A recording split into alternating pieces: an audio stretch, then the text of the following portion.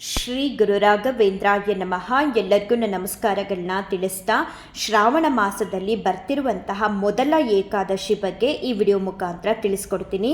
August 9ನೇ ತಾರೀಕು ಅಂದರೆ ಭಾನುವಾರ ಸರ್ವೇಶಾಂ ಏಕಾದಶಿ ಬಂದಿದೆ. ಈ ಏಕಾದಶಿನ ಕಾಮದ ಏಕಾದಶಿ ಅಥವಾ ಕಾಮಿಕಾ ಏಕಾದಶಿ ಅಂತ ಕೂಡ ಹೇಳ್ತೀವಿ. ಕಾಮಿಕಾ ಏಕಾದಶಿ ಅಂತ ಅಂದರೆ ಭಕ್ತರ ಸತ್ಕಾಮನೆಗಳನ್ನ ಈಡೇರಿಸುವಂಥದ್ದು ಅನ್ನೋ ಒಂದು ಅರ್ಥನ ಕೊಡುತ್ತೆ. ಪ್ರತಿಯೊಂದು ಏಕಾದಶಿಗಳಿಗೂ ಅದರದ್ದೇ ಆದಂತಹ ಮಹತ್ವ ಮತ್ತು ರಥಕತೆ ಅನ್ನೋದು ಇರುತ್ತೆ.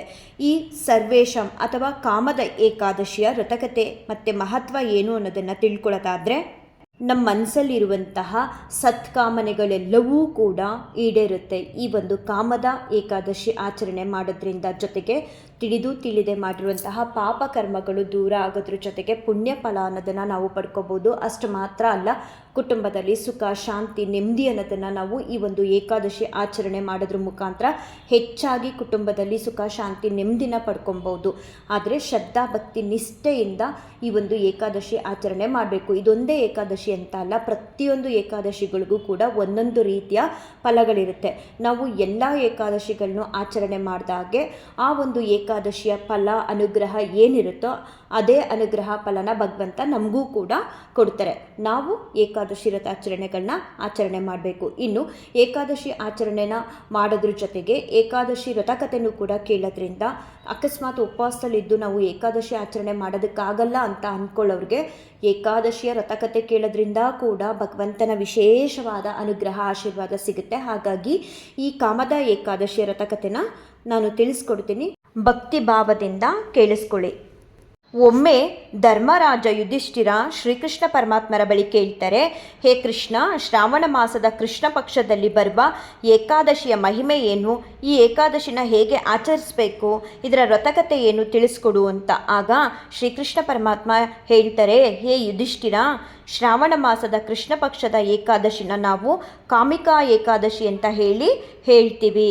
ಈ ದಿನ ಮಹಾವಿಷ್ಣು ದೇವ್ರನ್ನ ಭಕ್ತಿಯಿಂದ ಪೂಜಿಸಿ, ಉಪವಾಸ ಮಾಡಿ, ತುಳಸಿ ದಳನ ಸಮರ್ಪಿಸಿ ಭಗವಂತನ ನಾಮಸ್ಮರಣೆನ ಯಾರೆಲ್ಲ ಮಾಡ್ತಾರೆ ಅವರಿಗೆಲ್ಲರಿಗೂ ಅಪಾರವಾದಂತಹ ಪುಣ್ಯಫಲ ದೊರೆಯುತ್ತದೆ.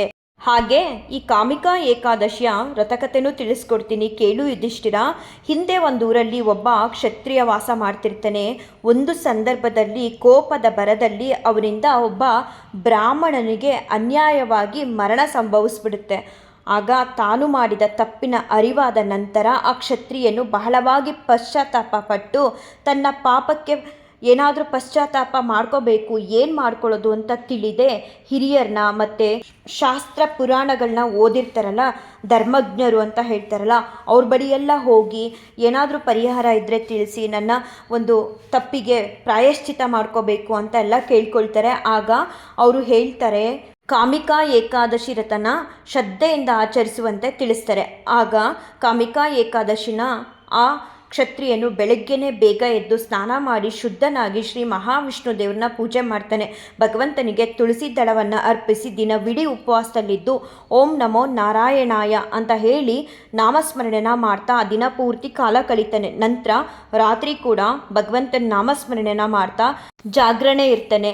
ಇವನ ನಿಜವಾದ ಪ್ರಾಯಶ್ಚಿತದ ಮನೋಭಾವ ಹಾಗೂ ಭಕ್ತಿನ ಕಂಡು ಭಗವಂತ ಶ್ರೀಹರಿ ಅವನ ಮೇಲೆ ಕೃಪೆನ ತೋರಿ ಅವನ ಪಾಪಗಳೆಲ್ಲ ನಾಶವಾಗಿ ಅವನಿಗೆ ಮನಸ್ಸಿನ ಶಾಂತಿ ದೊರೆಯಬೇಕು ಮತ್ತು ಅವನು ಧರ್ಮದ ಮಾರ್ಗದಲ್ಲಿ ಜೀವನನ ಇನ್ನೂ ಹೆಚ್ಚಾಗಿ ಚೆನ್ನಾಗಿ ನಡೆಸಬೇಕು ಅಂತ ಹೇಳಿ ಅನುಗ್ರಹನ, ಆಶೀರ್ವಾದನ ಮಾಡ್ತಾರೆ ಅಂತ ಹೇಳಿ ಶ್ರೀಕೃಷ್ಣ ಪರಮಾತ್ಮ ಯುಧಿಷ್ಠಿರನಿಗೆ ತಿಳಿಸ್ತಾರಂತೆ.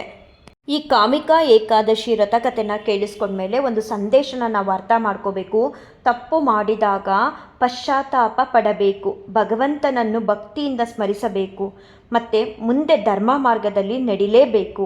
ಏಕಾದಶಿಯ ವ್ರತವೆಂದರೆ ಕೇವಲ ಆಹಾರವನ್ನು ತ್ಯಜಿಸುವುದಲ್ಲ, ಮನಸ್ಸಿನಲ್ಲಿರುವ ಕೆಟ್ಟ ಆಲೋಚನೆಗಳನ್ನು ತ್ಯಜಿಸಿ ಭಗವಂತನ ನಾಮಸ್ಮರಣೆಯಲ್ಲಿ ಮನಸ್ಸನ್ನು ನೆಲೆಗೊಳಿಸುವುದೇ ನಿಜವಾದ ಏಕಾದಶಿ ವ್ರತಾಚರಣೆ ಅಂತ ಅನ್ನಿಸ್ಕೊಳ್ಳುತ್ತೆ. ಸೊ ಹಾಗಾಗಿ ಶ್ರದ್ಧಾ ಭಕ್ತಿ ನಿಷ್ಠೆಯೊಂದಿಗೆ ನಾಡಿದ್ದು ಬರ್ತಿರುವಂತಹ ಈ ಕಾಮಿಕಾ ಏಕಾದಶಿನ ಆಚರಣೆ ಮಾಡಿ ನಿಮ್ಮ ಸಕಲ ಇಷ್ಟಾರ್ಥಗಳನ್ನು ಕೂಡ ಈಡೇರಿಸ್ಕೊಡಿ.